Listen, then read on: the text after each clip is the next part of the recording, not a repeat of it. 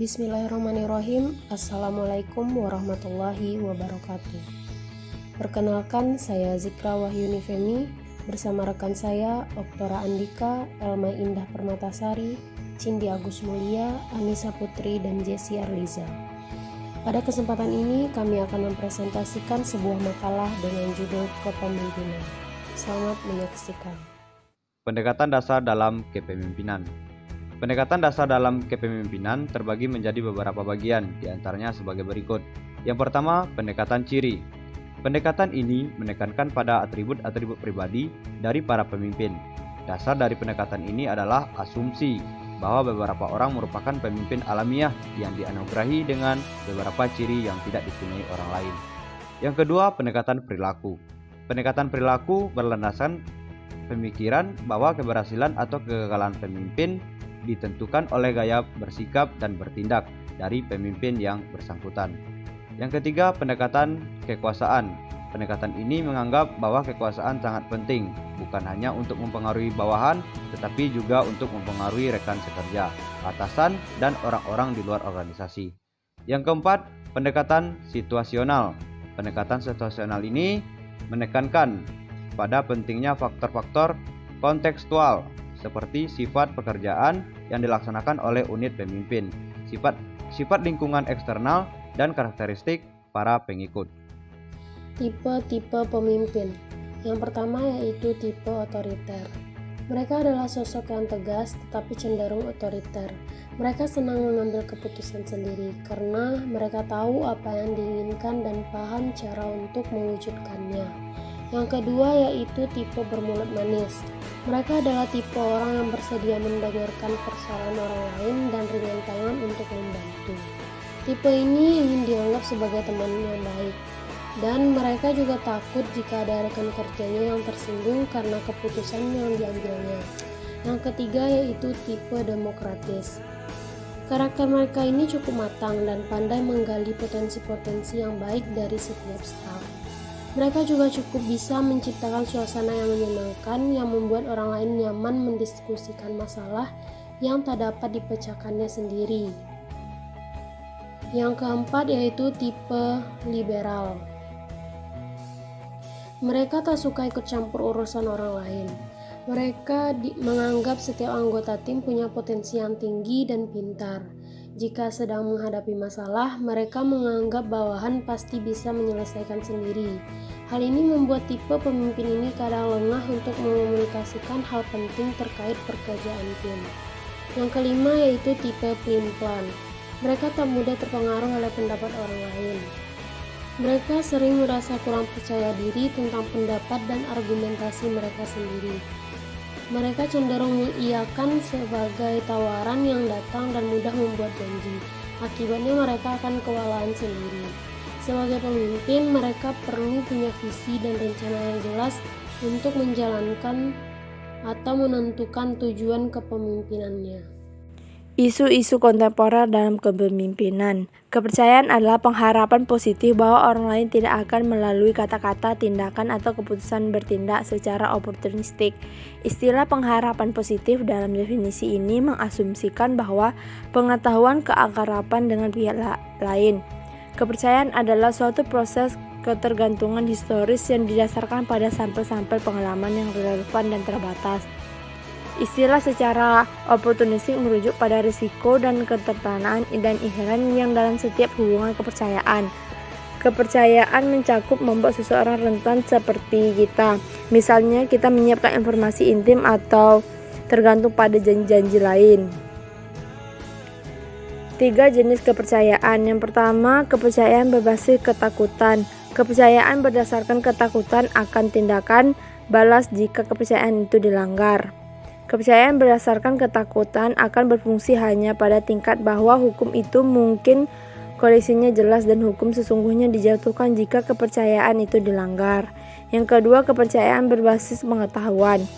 Kepercayaan berbasis pengetahuan berlaku yang bersifat dari riwayat interaksi. Pengetahuan ini akan berkembang dari waktu ke waktu, umumnya sebagai fungsi dari pengalaman yang membangun kepercayaan akan sifat dapat dipercaya dan kredibilitas. Yang ketiga, kepercayaan berbasis identifikasi. Kepercayaan berdasarkan rasa saling memahami atas maksud masing-masing dan penghargaan keinginan dan hasrat orang lain. Saling pengertian dikembangkan ke titik di mana masing-masing pihak dapat bertindak secara efektif bagi yang lain. Kepemimpinan visioner merupakan kemampuan menciptakan dan mengartikulasikan visi yang realistis, kredibel, dan menarik mengenai masa depan organisasi atau unit organisasi yang tengah tumbuh dan membentuk dibandingkan saat ini. Kualitas visi, sifat dasar yang menentukan keberhasilan tampaknya adalah kemungkinannya memberikan inspirasi yang berpusat pada nilai dan dapat diwujudkan, disertai gambaran dan artikulasi yang unggul. Kecerdasan emosional dan efektivitas kepemimpinan. Emosional intelektual terbukti berhubungan secara positif dengan kinerja jabatan pada semua level. Namun, emosional intelektual tampak sangat relevan dalam jabatan yang menuntut derajat tinggi interaksi sosial. Para pemimpin besar menunjukkan emosional intelektual mereka dengan memperhatikan semua 5 komponen kuncinya. Yang pertama, kesadaran diri. Yang kedua, swakelola.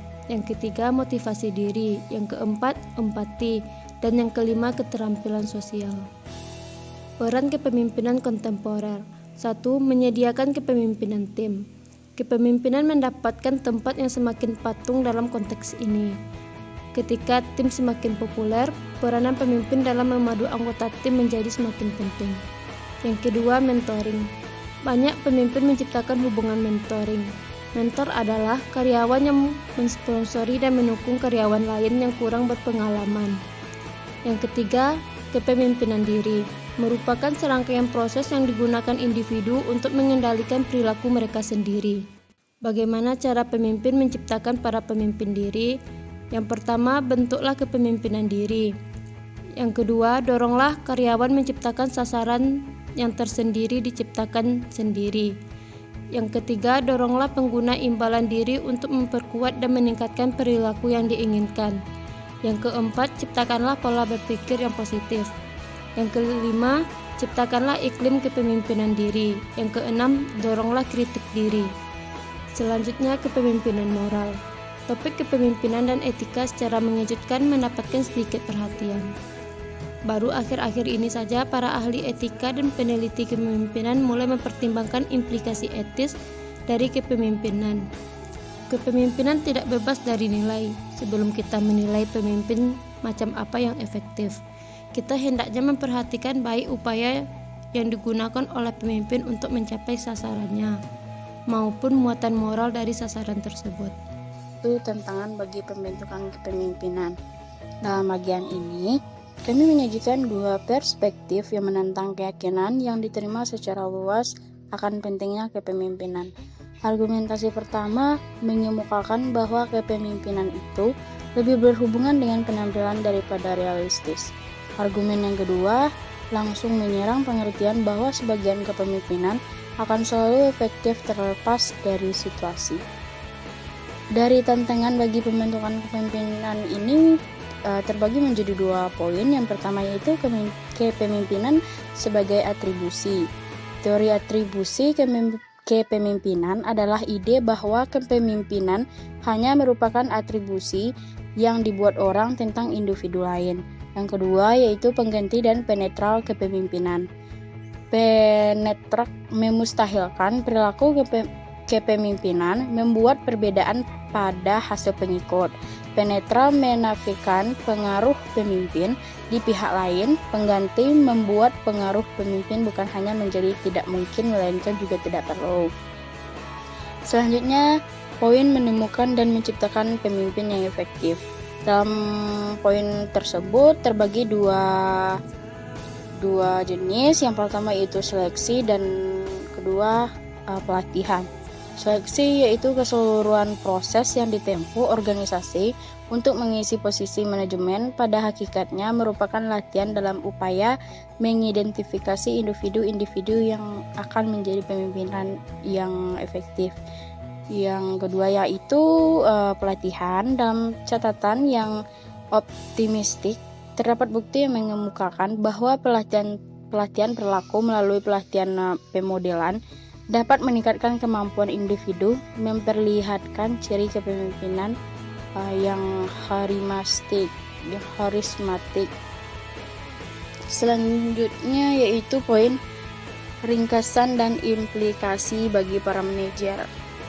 Bagi para manajer yang memberikan pelatihan pada cara mengisi posisi kunci dalam organisasi, mereka dengan para pemimpinnya efektif, kami telah menunjukkan bahwa tes dan wawancara membantu mengidentifikasi orang yang memiliki ciri kepemimpinan. Selain berfokus pada seleksi kepemimpinan, para manajer harus juga mempertimbangkan investasi dalam pelatihan kepemimpinan. Banyak orang yang memiliki potensi kepemimpinan dapat meningkatkan keterampilan mereka melalui khusus formal, lokakarya, rotasi tanggung jawab, pekerjaan, pelatihan, dan mentoring. Sekian presentasi dari kelompok 1.